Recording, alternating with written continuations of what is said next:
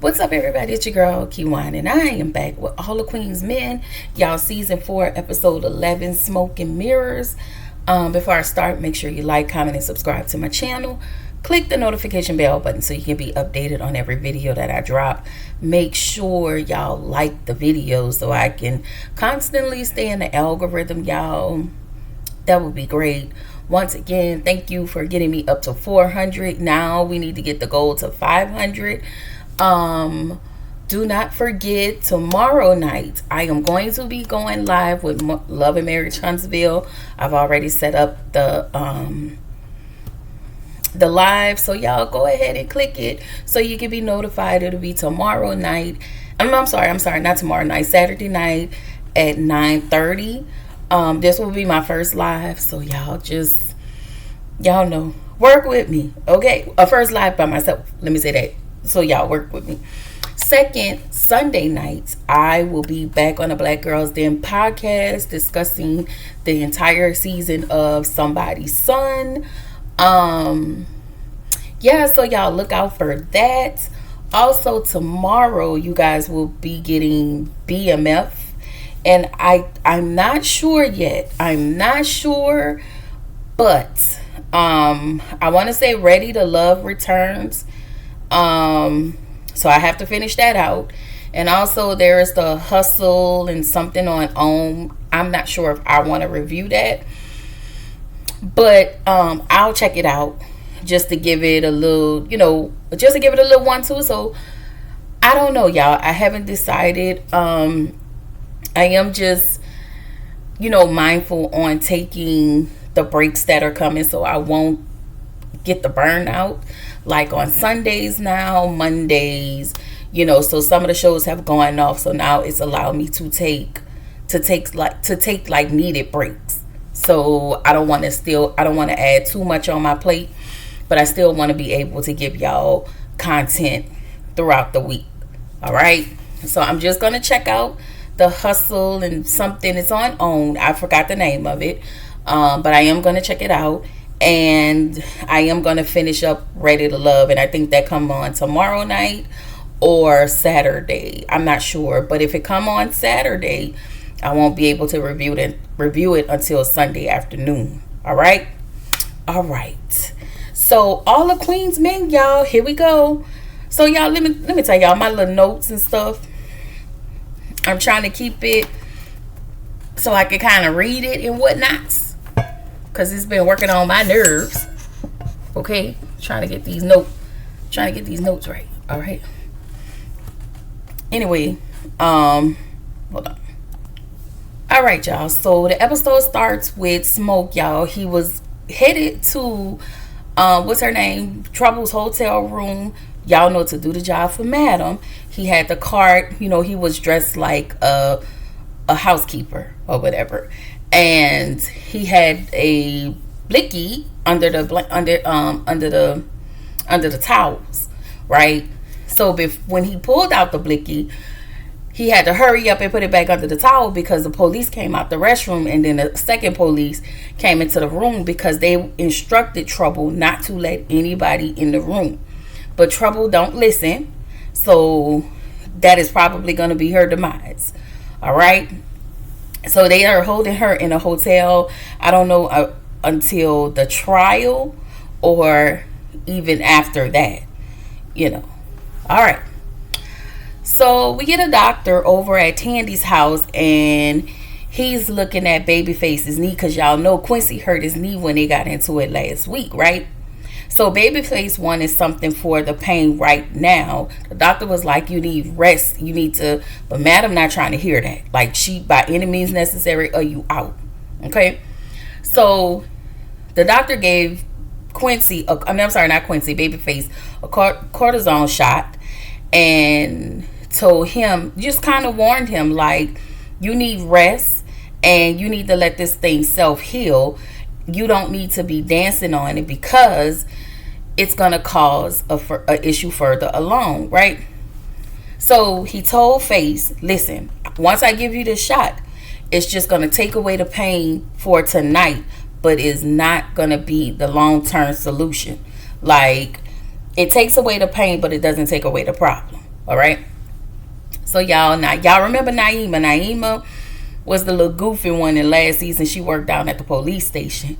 Naima ran into Doc on a trail. Y'all, she's still goofy. Like, you a grown woman, girl. Stop.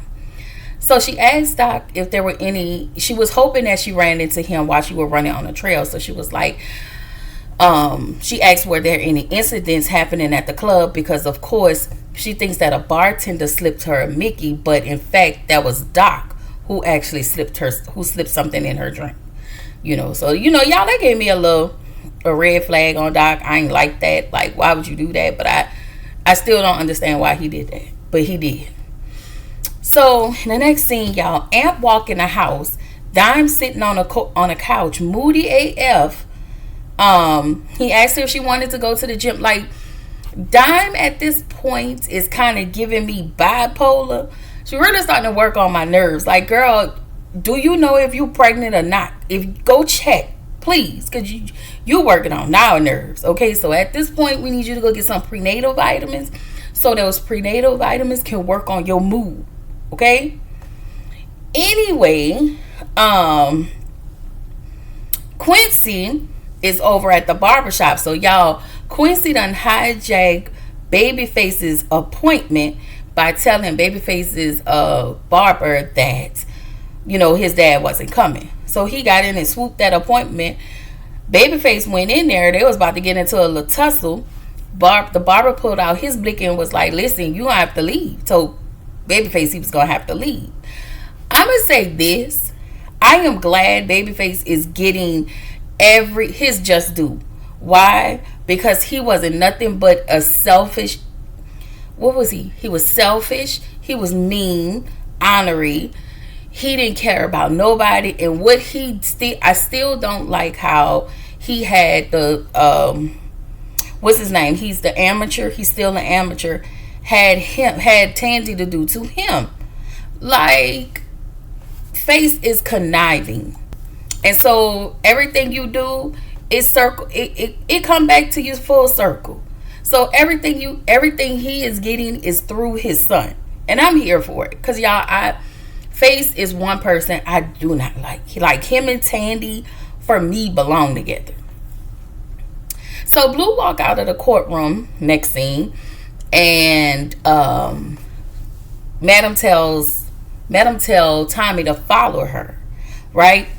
And I told y'all the call that she got was her therapist, and that we see Blue headed to her therapist appointment, right?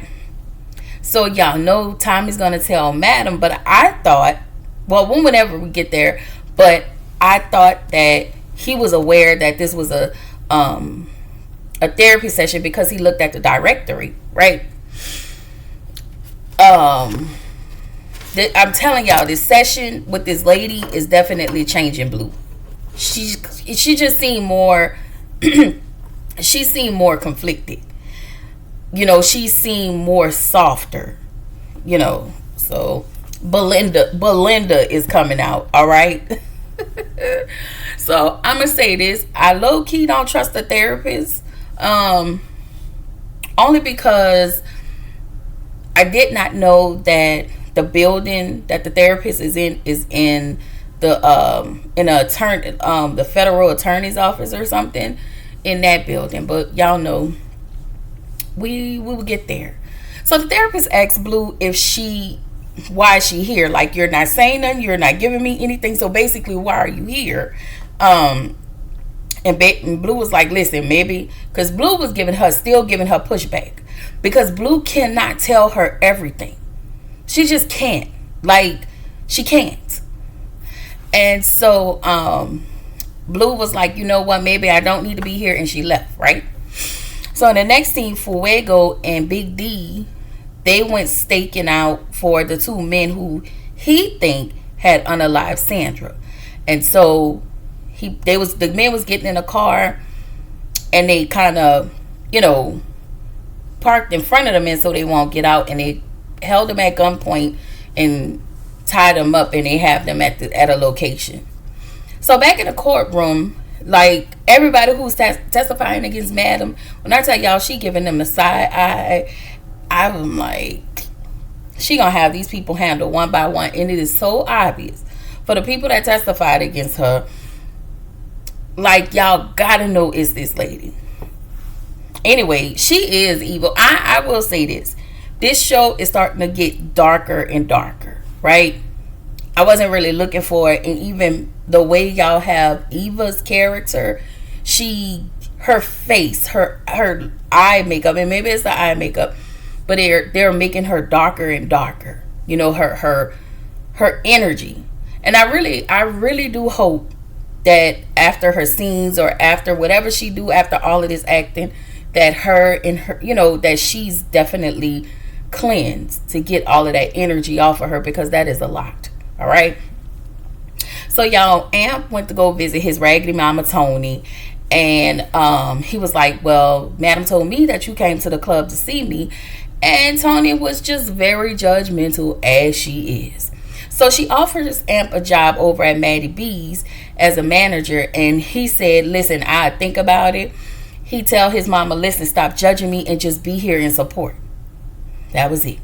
So Blue returned back to the therapy session, and she assures Blue was like, listen, if I tell you something, client confidentiality clause, that stands, right? So the therapist was like, Belinda, it'll stand as long as you don't go out and do anything to anyone. As long as you don't go out and commit a crime. So Blue was like, well, what if I already did? And so she just sat there. So Blue admitted to unaliving her girlfriend. Y'all know, I think that's the one she choked out, I want to say. I think. And so we get to the next scene, and Quincy go up to I don't know if Quincy went up to Babyface, but Quincy told Babyface, listen, I told you I'm coming for everything you got. And he is. Anyway, Smoke, he goes to the club to visit Madam and tells her, listen, I was gonna take care of that trouble thing for you, but you know, the cops were there and I couldn't, and I know you didn't want all of that trouble with you. I know you didn't want all of that on you, especially with you being in court right now. So she was like, no. So she said, listen, I need you to handle that Lola situation, and while you're handling that Lola situation, I need you to have fun. So Smoke tells Madam, like, hey, this is the best job I've ever had. Okay? I'm like, Lord, y'all, Smoke is crazy. Okay? So we back downstairs at the club. Babyface goes up to Dime and I guess give her his music. Dime, of course, attitude is shitty. And her attitude is shitty just because she's hormonal. But at the same time, she did read Face for being a deadbeat, like in real life.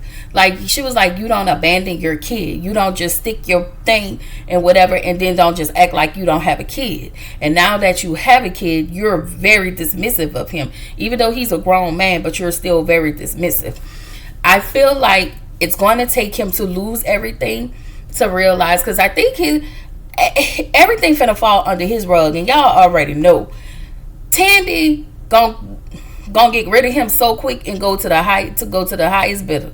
Like, I'm telling y'all, mark my word.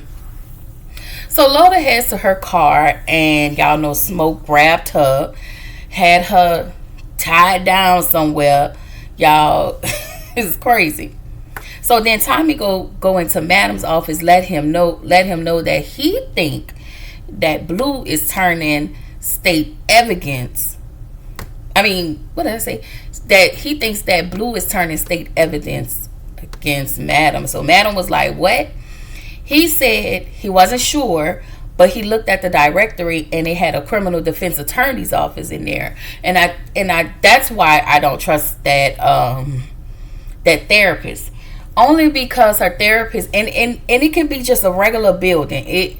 They may not even be affiliated with one another, but the fact that there is a criminal defense attorney's office in there, I don't know, y'all. But I didn't trust her since last season. But that's just me, you know. Anyway, Tommy thinks that she went to go see a lawyer about Madam, and Madam tells Tommy, listen, this Blue we talking about, so don't really jump to conclusions until we know, right? So Madam was like, don't worry about it, I'll talk to Blue. So y'all, we get to, when I tell you this part was disgusting, we get to the part where Smoke have Lola tied down on the table. She's locked down on that table. And he's talking to her, you know, and she just crying and just, I guess, begging for her life. He took a scalpel, I think it was a scalpel, and cut her open in her stomach, all the way down to her, you know, to the end of her stomach, and was pulling out her ribs, her intestines. And I'm like, why is she still screaming? I thought that you instantly are unalived while this is going on. I was like, okay, because she's screaming. And then he took the rib or the intestine and licked it.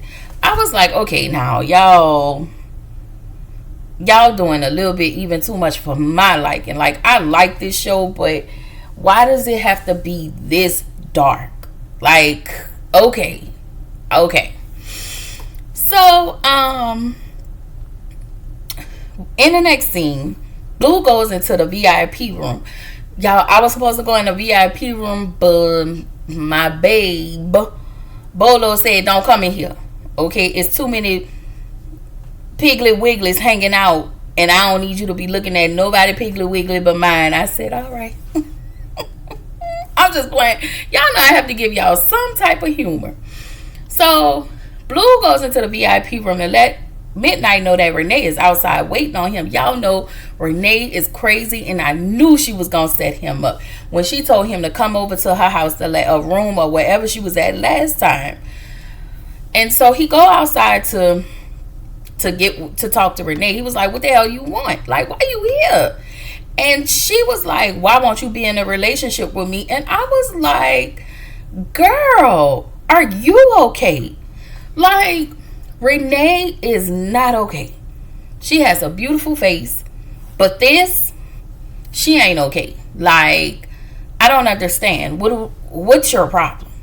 And if the man told you more than one time he didn't want to be with you, I think you should go ahead and leave with that. Leave with your pride, girl. Like, you look like a big old pick-me, a stalkering pick-me, and an unhinged pick-me. So what she did was she showed him that video with them, you know, last week at the hotel, or I think it was a hotel, or it was either her house. And the way she wanted him to come at her physically, she used that to make it seem like he raped her, but he did not. That is what she requested. See, that's what I'm talking about, y'all. She crazy. Like, that is insane. So y'all know we'll see Midnight in the orange jumpsuit, and I'm pretty sure she gonna take it to the police. So Blue came out, and when Blue came out, she ran and she left. Renee ran and left, right? So in this scene, we see 4 women come in there with a crate or whatever, with a crate. A woman, now Blue have her back turned because she's writing down some things. All right, they have on all black. One of the women jumped out of the little crate, and they held Blue up by gunpoint. Put her in that box. In a trunk. It was a trunk. Put her in that trunk, and I think it was locked up. And then the women, all 5 of the women, are just going in the club, shooting up the club. Madam hears a shot. She getting ready to go out there. Tommy tell her no, holding her down. And he was like, you can't go out there. So, and this is where the episode ended. So I'm thinking that certain concierge people, I don't know, but I thought that they made an agreement, you know, to leave all as well. Or it could be the people that Tony and Jean are using to set up Madam for the club. Y'all know she in the middle of a trial. So, y'all, I don't know what's happening, but yeah, we need to get down to the bottom of that. And I don't know. Anyway, y'all, I am going to bring y'all in just like that shortly after this video. So if you have not, on your way out, make sure you like, comment, and subscribe to my channel. Okay, bye.